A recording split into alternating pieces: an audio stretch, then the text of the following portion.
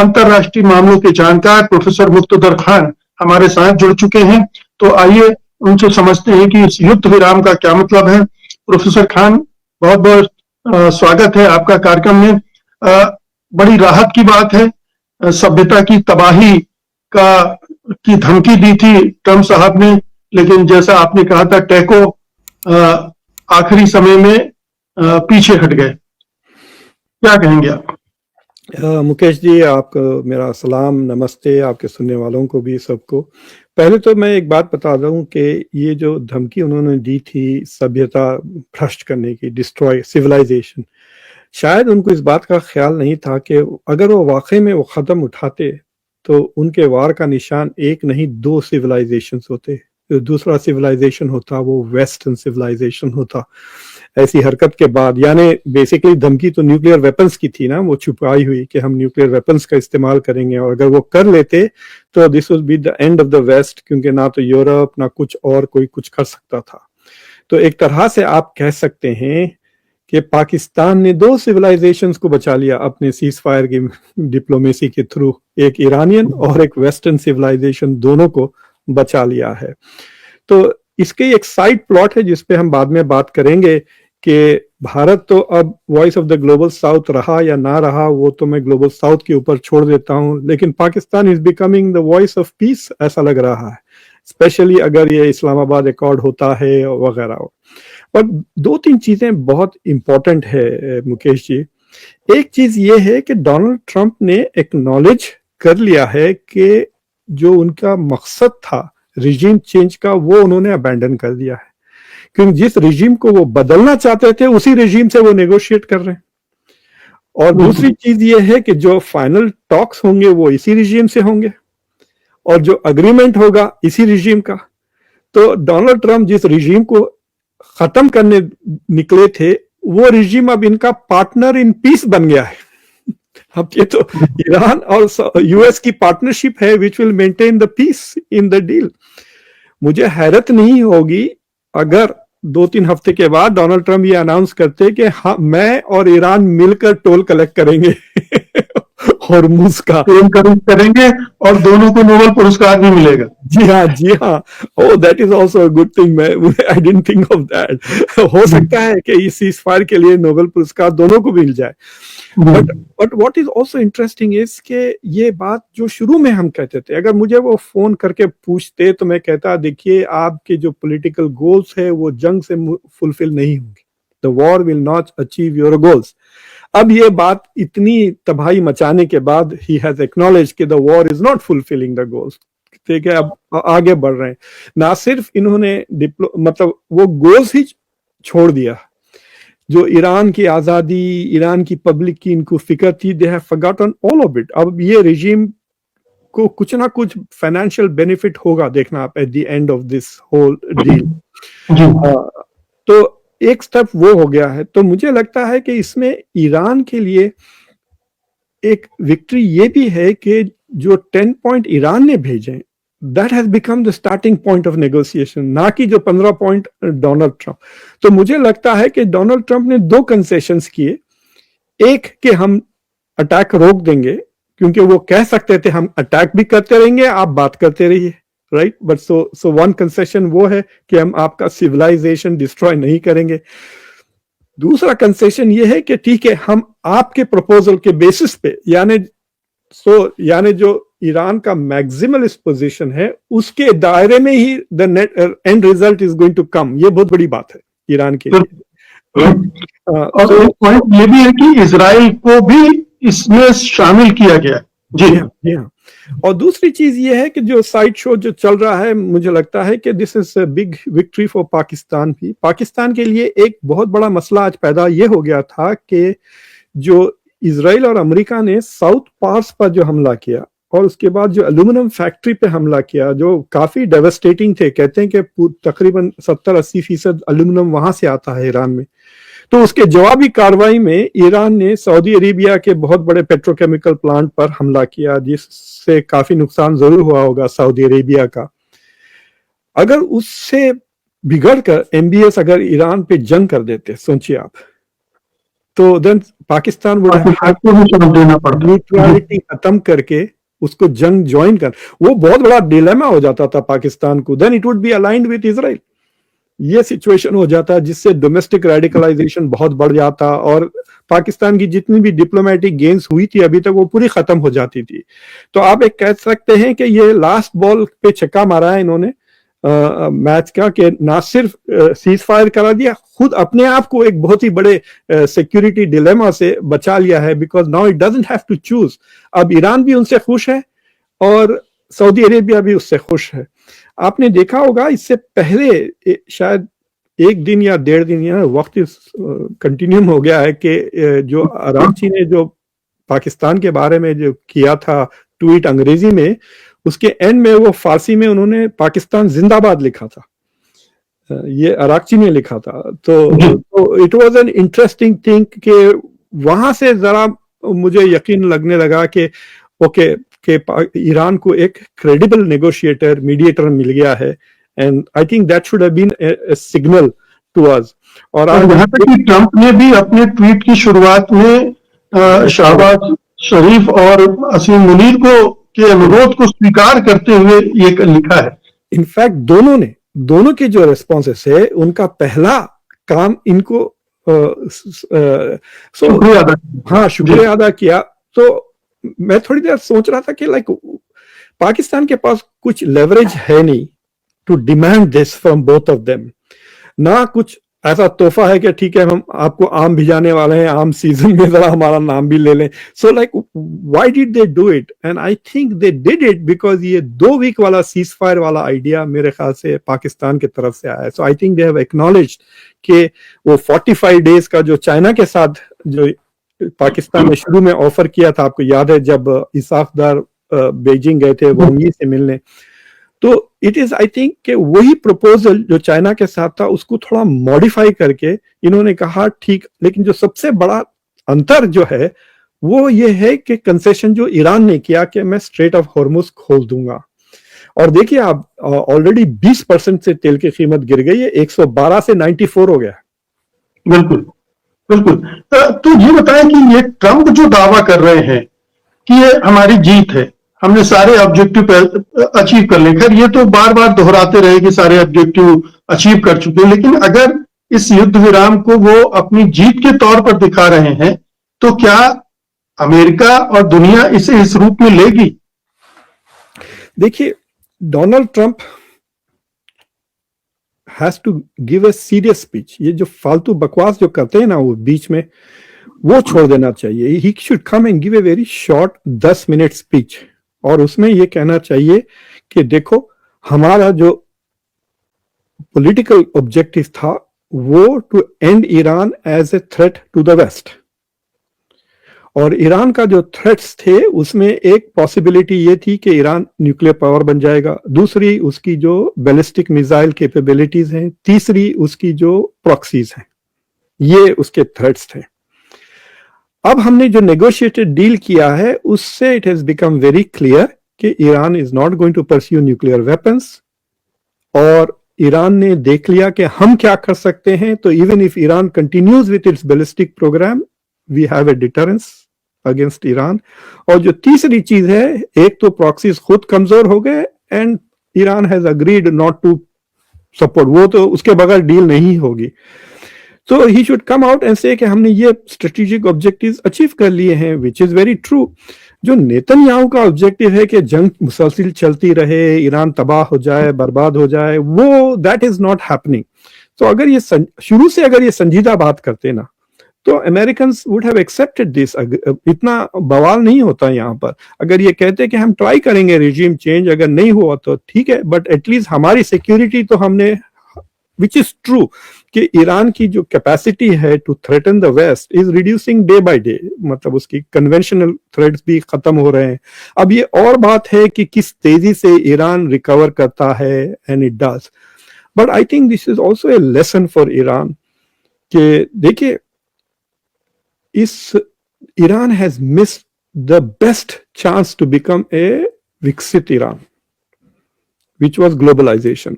Globalisation का era खत्म हो गया है। इंडिया और चाइना ने जीत गया globalisation, but Iran missed on it. जैसा श्रीलंका भी मिस किया, श्रीलंका सिविल वॉर की वजह से मिस किया, ईरान अपनी फॉरेन पॉलिसी की वजह से आइसोलेट हो गया। तो अब ईरान के लिए तरक्की करना, to become, Iran is an already upper middle income economy है एट 4,500, लेकिन Iran should have been like a European country.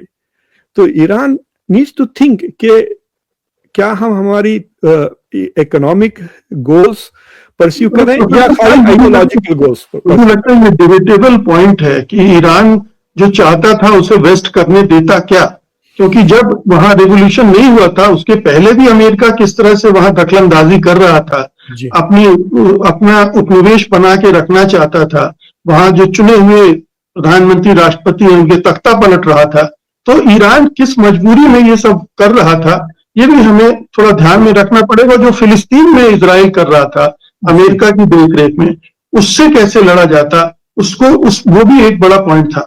लेकिन मैं ये समझना चाहता हूं, क्या ये इजराइल का, जैसे आपने कहा, इजराइल के लिए एक बहुत बड़ा झटका है क्या? इजराइल के लिए नहीं उतना ज्यादा जितना नेतन्याहू के लिए है। See there is a difference there. Netanyahu अभी भी उनकी माफी नहीं हुई, उनके खिलाफ अभी भी केसेस चल रहे हैं, और उनकी जो गोल था कि रेजिम निकल जाए। देखिए, Trump is taking an off ramp. जहां तक इजराइल का सवाल है, वो he is not finished the job. और अब देखेंगे एंड ऑफ द डील कि क्या वो जो 450 किलो जो एनरिच यूरेनियम है क्या वो देता है। मुझे लगता है Iran will could surrender the enrich uranium but not the right to enrich it. I think that is what the Iranians will do कि नहीं, हम तो एनरिच करेंगे, उसकी काबिलियत हम रखेंगे। ये और बात है कि हम एनरिच नहीं करेंगे 70-80% तक, but we will have the science, we will see what that comes out. जो पहले एग्रीमेंट हुआ था ओबामा के समय जी कि हम उसकी अंतर्राष्ट्रीय निगरानी स्वीकार करेंगे, हम एक सर्टेन लेवल तक जो पीसफुल यूज है उसके लिए करेंगे, ये तो राइट नहीं छोड़ेगा। देखिए, प्रॉब्लम जब हुआ कि जब डोनाल्ड ट्रंप ने JCPOA तोड़ दिया। देखिए, जब डोनाल्ड ट्रंप आए थे, जब अमेरिका के सारी इंटेलिजेंस एजेंसीज इस बात को कंफर्म किया और इंटरनेशनल एजेंसीज ने भी किया कि Iran was in full compliance of the JCPOA। लेकिन JCPOA was only limited to nuclear program, वो हिजबुल्ला, हूतीज वगैरह का था। तो इजराइल का प्रॉब्लम ये था कि फॉरेन पॉलिसी और अरबों का भी जो गल्फ कंट्रीज है, दे सेड कि भाई ये तो आपका जो अग्रीमेंट है ईरान का, आप पैसे दे रहे हैं ईरान को, but Iran is becoming rich and funding Hezbollah and Houthis, ये शिकायत थी उनकी। तो दे वांटेड एन अग्रीमेंट जिसमें ईरान की फॉरेन पॉलिसी को भी टाई अप किया जाए। तो इसलिए ट्रंप ने वापस ले लिया था JCPOA। तो उसके बाद ये 60% तक गए एनरिचमेंट, वरना ईरान वाज इन कंप्लायंस। और उसका न्यूक्लियर प्रोग्राम 2003 में यही आयतुल्लाह खमेनी, जिनका अभी मारा है इन्होंने, हैड इशूड ए फतवा अगेंस्ट न्यूक्लियर वेपन्स। ये तो ईरान की रिलीजियस पोजीशन है कि we will not acquire nuclear weapon. और मैं आपको बता दूं, जो इंटरनेशनल रिलेशंस के मुस्लिम स्कॉलर्स हैं, इनकी सबकी ओपिनियन ये है कि न्यूक्लियर वेपन इज हराम, बिकॉज टारगेटिंग सिविलियंस वगैरह को लेकर। तो ये ऑफिशियल पोजीशन है ऑफ इस्लामिक लीगल स्कॉलर्स भी।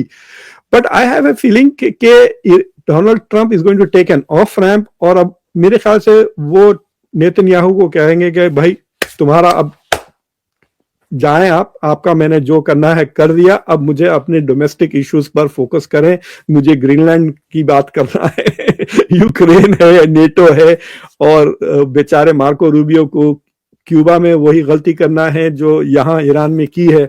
सो they are going to move to other topics, मुझे लगता है। बट क्या Donald Trump will be able to sustain? देखिए, डोनाल्ड ट्रंप ने अपने एडमिनिस्ट्रेशन में खुद ऐसे लोगों को भर लिया है who will undermine this ceasefire. बिल्कुल, मैं यही सवाल करने जा रहा था आपसे जी। ईरान टिकेगा क्या इजराइल की नीयत और उसके अतीत को देखते हुए? और फिर जैसा आपने कहा कि ट्रंप की मंडली में ही ऐसे लोग हैं जो इसे टिकने न देंगे। तो एक Israel will be looking for any excuse to hit Iran, because उसको तो जंग चाहिए। और देखिए, इजराइल इज कंप्लीटली अनरिलायबल। अब देखिए, आप गाजा में सीजफायर सपोज टू बी, कुछ नहीं हुआ. व्हाट हैज हैपेंड, फेज 2 का तो कुछ भी आगे ही नहीं बढ़ा. Donald Trump has lost interest and attention भी चला गया. Nobody is pushing the thing. तो वी आर फर्स्ट फेज भी अचीव नहीं हुआ ऑफ सीजफायर, क्योंकि अभी भी वायलेंस चल रहा है. वेस्ट बैंक में और बढ़ गया है वायलेंस. तो अगर बिकॉज द यूएस इतना ज्यादा इन्वॉल्व था इस जंग में, मुझे लगता है कि नेतन्याहू कोई बड़ी चीज करने से पीछे हटेंगे, क्योंकि उनको पता है कि हमास तो कुछ नहीं कर सकता गाजा में, लेकिन ईरान फौरन दुबई पे एक रॉकेट मार सकता है, which will again bring America in. वे सारे फोन कॉल शुरू हो जाएंगे अमेरिका को कि भाई, क्योंकि आपने देखा कि Qatar is thinking of removing American basis, और वैसे भी रिमूव क्या, वो ऑलरेडी तबाह हो गया है पूरी तरह से. So the US will be under pressure to remain, जैसा कि मनामा का बेस है बहरीन में, अगर उसको रॉकेट मार दिया ईरान इन रेस्पॉन्स टू ये, या हॉर्मुज रोक दे दोबारा क्योंकि इजराइल, सो इजराइल थोड़ा कंटेन रहेगा. बट द क्वेश्चन इज के क्या रिजीम अपनी पॉलिसी, अपनी फॉरेन पॉलिसी में तब्दीली लाएगी या नहीं. विल इट कंटिन्यू विथ इस कॉन्फ्रंटेशनल. और देखिए इनके पीछे दो बाप दादा बैठे हैं चाइना और Russia. Are they going to be happy with this end of this? I'm not sure कि पुतिन is happy कि सीजफायर हो गया. पुतिन के लिए तो चांदी हो गई थी, अब फिर वापस अटेंशन यूक्रेन पे आ जाएगा. That is one thing. And इनके लिए तो कभी कभी हम चेस खेलते वक्त कि ओपोनेंट की रानी को मारने के लिए कभी घोड़ा या कभी हाथी सैक्रिफाइस कर देते, तो मुझे लगता कि चाइना और रशिया ये ईरान को सैक्रिफाइस कर रहे थे to go after the US. And now suddenly वो टैक्टिक्स उनके लिए अवेलेबल नहीं है. बट अल्टीमेटली आई थिंक के ग्लोबल ऑर्डर में उतनी तब्दीली नहीं आएगी जितनी हम एक्सपेक्ट कर रहे थे अगर ये सीजफायर होके वर्ल्ड, अगर ये पीस हो जाता है. Because we are back to the same situation with not much change, अगर आप सोचे. बिल्कुल. लेकिन जीसीसी कंट्रीज इस समय क्या सोच रही होंगी? क्या उन्होंने तो एक राहत तो खैर ठीक है मिल ही गई उनको, लेकिन क्या लॉन्ग टर्म में वो अब अमेरिका के सिक्योरिटी सिस्टम से बाहर आने के बारे में सोचेंगे, नया डेवलप करने की सोचेंगे?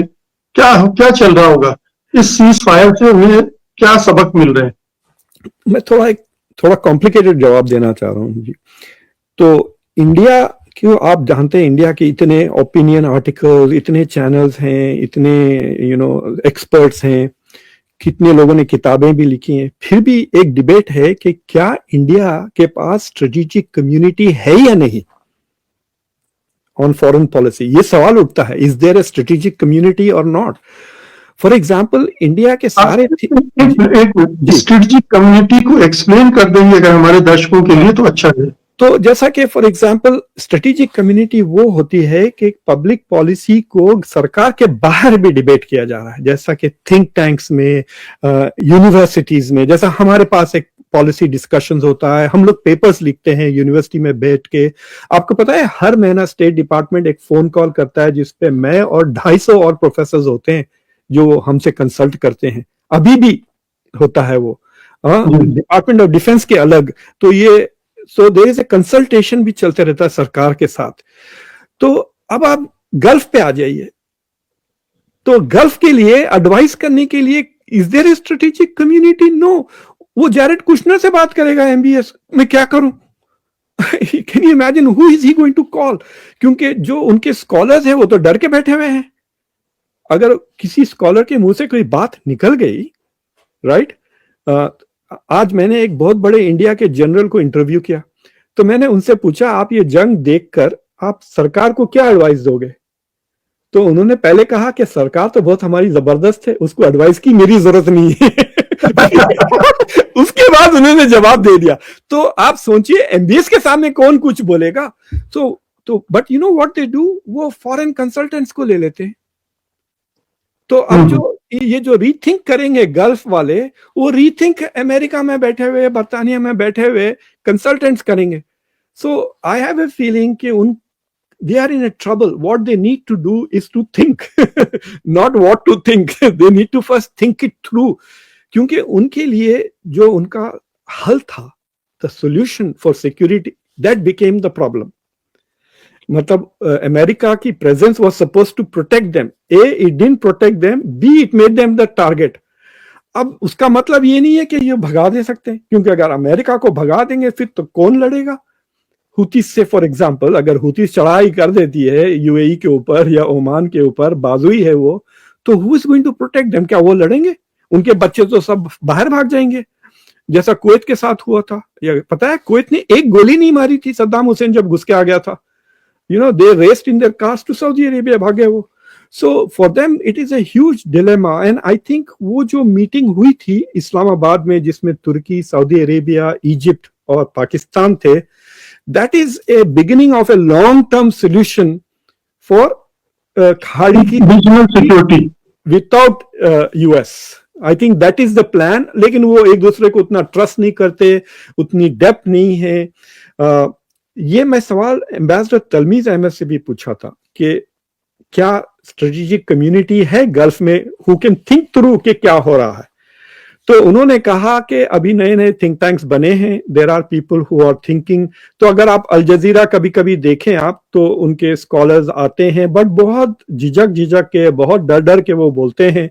And they are allowed to, मतलब उनके लिए एक पतली गली बनी हुई है कि आप अमेरिका को क्रिटिसाइज कर सकते हैं बट हमारी पॉलिसीज को क्रिटिसाइज नहीं कर सकते, हमारे डिलेमास को आप पेश कर सकते हैं, हमारी परेशानियों के बारे में आप पेश करते हैं, वो भी ज्यादा नहीं। Then the government looks incompetent, you have to be very careful.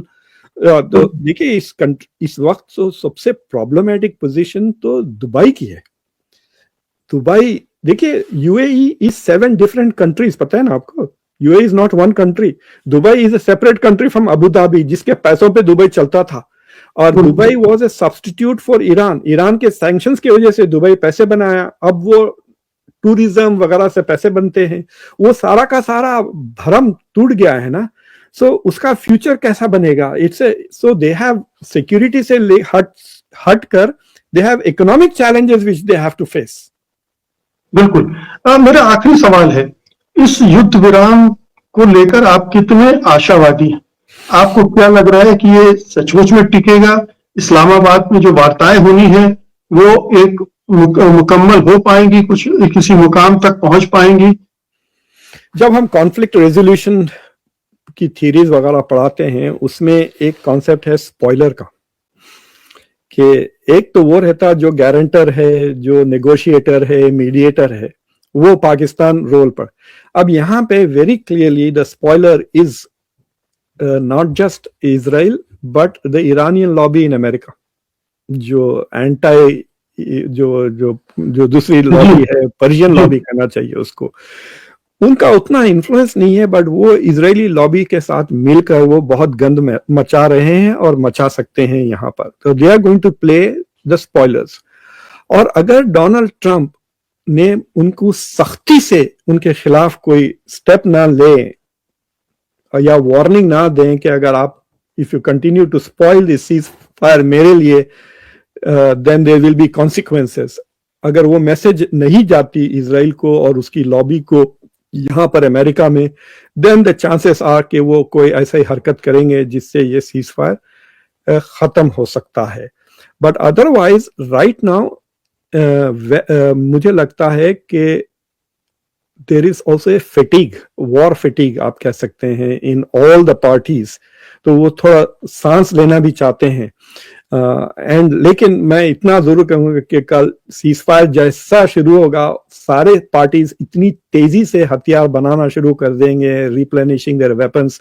So that is clear कि 2 हफ्ते के बाद they will be far more heavily armed than they are now. इसमें कोई शक की बात, मैं सब पार्टीज की बात कर रहा हूँ इंक्लूडिंग द गल्फ कंट्रीज, वो हथियार लेना शुरू हो जाएगा। So what is going to happen is, अगर सीज फायर फेल हुआ तो जो लड़ाई शुरू होगी वो अब जितनी लड़ाई है उससे ज्यादा भयंकर होगी। एक और सवाल जी, क्या टेको टिका रहेगा युद्ध विराम पर? सुबह शाम बदलता रहता है यूं? मुझे लगता है सबक सीख गए हैं, ये सबक सीख गए हैं कि अरे यहाँ पे तो मेरी नाक ही कट रही थी, यू नो लाइक। एंड आपको पता है यहाँ पे एक और एक चीज शुरू हो गई थी कि फौजी generals were going to refuse the order. ये ऑलरेडी टीम को तो फायर कर दिया, आर्मी चीफ और इन सबको हटाया, उससे तो साफ दिख रहा। हाँ, जी और देखिए दिस इज वेरी क्लियरली जो होलोकॉस्ट के बाद जो जर्मनी के न्यूरमबर्ग ट्रायल्स हुए थे उसमें ये जवाब के these were my orders was unacceptable. मतलब आप ये नहीं कह सकते कि मेरे बॉस ने कहा कि ब्रिज उड़ा दो तो मैंने ब्रिज उड़ा दिया। तो उनसे पूछा जाएगा क्या तुमको ट्रेनिंग में नहीं बताया था this is a war crime. तो सो देर इज नो एक्सक्यूज। अब ये और बात है कि अमेरिका को कौन कोर्ट को ले जाएगा और खड़ा करेगा, but it is possible domestically. आपको शायद पता नहीं है कि बाइडेन के खिलाफ यहाँ अमेरिका में जेनोसाइड का केस फाइल हुआ था अमेरिका में। तो जो जज ने जजमेंट दिया उसने ये नहीं कहा कि he said मेरा judgement do not assume that I am saying he is innocent of genocide collusion. मैं ये कह रहा हूं कि जो पार्टी ने ये केस लेकर आया उसकी लोकल स्टैंडिंग नहीं है ये केस लाने की। तो उसने टेक्निकलिटी पे बाइडेन को छोड़ दिया while he was still president। आपके सुनने वाले जो इंटरेस्टेड हैं जस्ट गूगल कर लें द केस अगेंस्ट बाइडेन। तो American he will go after these people. आपको एक इंटरेस्टिंग बात बता दूं कि आज या कल एक दिन पहले ऑस्ट्रेलिया के एक वॉर हीरो को के ऊपर वॉर क्राइम्स के चार्जेस लग गए हैं जस्ट टुडे। काफी फेमस हीरो है वॉर क्राइम्स। तो उसने जो वॉर क्राइम्स किया लिटरली लोगों को मारा अफगानिस्तान में, उसके ऊपर मर्डर चार्जेस शायद लगकर केसेस आज शुरू हो गए। सो इवेंचुअली ये सब देखकर वो जनरल्स तो एक लेट्स अज्यूम कि they are quite ethical people, discipline people, वो खुद ही नहीं करना चाहेंगे। दूसरी चीज ये कि दे नो के देयर विल बी अकाउंटेबिलिटी। आपको पता है हेनरी किसिंजर भी यूरोप के कई मुल्कों को नहीं जा सकते थे आफ्टर सम टाइम। और आपको लग रहा, आपने कहा ट्रम्प की नाक का सवाल था, क्या मिड टर्म इलेक्शन को देखते हुए नाक बची रहेगी, थोड़ा सा वापसी होगी रेटिंग्स वगैरह में? देखिए आपको पता है दो किस्म के तेल बिकते हैं, एक जो ब्रेंट ऑयल है और दूसरा WTI होता है। तो usually WTI is the American oil. तो पिछले 3-4 दिन से WTI was more than Brent, यानी हमारे पास तेल ज्यादा महंगा हो गया था, हालांकि हमारा तेल यही निकल रहा था। तो ऑलरेडी आप देखते हैं डीजल $5.5 के ऊपर चला गया था और ऑयल। तो that was the number one thing that was hurting Donald Trump, क्योंकि उससे रोज चिढ़ आती लोगों को। सुबह उठ रहे हैं आप, जॉब पे जा रहे हैं, गैस खरीद रहे हैं वो महंगा, दूध खरीद रहे हैं वो महंगा, तो सुबह से ही आपको डोनाल्ड ट्रंप पे चिढ़ लगने लग जाती थी। So now he is hoping कि आपने देखा कि कितना गिर गया है तेल की कीमत। So the prices will go down और वो जो इन्फ्लेशनरी इंपैक्ट था वो धीरे धीरे 1-2 महीने में वो खत्म हो जाएगा।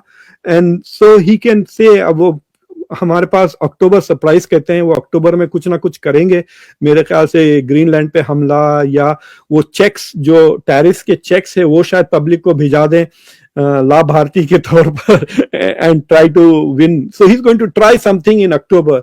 लेकिन अगर आज इलेक्शन होता है तो he will lose 70 seats in the house. अभी सिर्फ 2 की मेजोरिटी है, कह रहे हैं कि 70 की मेजोरिटी आ जाएगी डेमोक्रेट्स को 435 में से। और जो सेनेट है जो 100 का, उसमें भी चांसेस है। हमारे पास जो सेनेट का इलेक्शन होता है वो हर 2 साल होता है, 6 साल के लिए। तो सिर्फ 33 आते हैं। तो बाज वक्त ज्यादा Senate Democrats will be at risk, बाज वक्त ज्यादा रिपब्लिकन्स। तो इस बार Republicans are not at that much risk. उसके बावजूद ऐसा लग रहा है कि वो सेनेट भी हार जाएंगे। अगर वो सेनेट हार गए तो वो उनको इम्पीच किया जा सकता है। बिल्कुल। तो आपके हिसाब से फिर इस युद्ध विराम को बचाना ट्रम्प के लिए बहुत जरूरी है, मजबूरी भी है, जरूरी भी है। वो किसी भी सूरत में इसको बिगड़ने नहीं देना चाहेंगे, because this is the best he is getting. और वो अब देखना, अब वो कितना मैं जीत गया वैसी बात है, मैंने 30 मारा। वो हर तकरीर में वो करते रहेंगे कि मैंने तबाह कर दिया। और ऑलरेडी इसके पिछले वाला ट्वीट अगर आप देखें उसमें कह रहे हैं कि मैंने पूरी तरह से कॉम्प्रिहेंसिवली रिजीम चेंज कर दिया है। ही इज सेइंग कि कंप्लीट रिजीम चेंज हो गया and we have a new regime change which is more understanding. बिल्कुल जी, बहुत बहुत शुक्रिया प्रोफेसर मुक्तदर, समय निकालने के लिए हमारे लिए। धन्यवाद आपका। Thank you very much.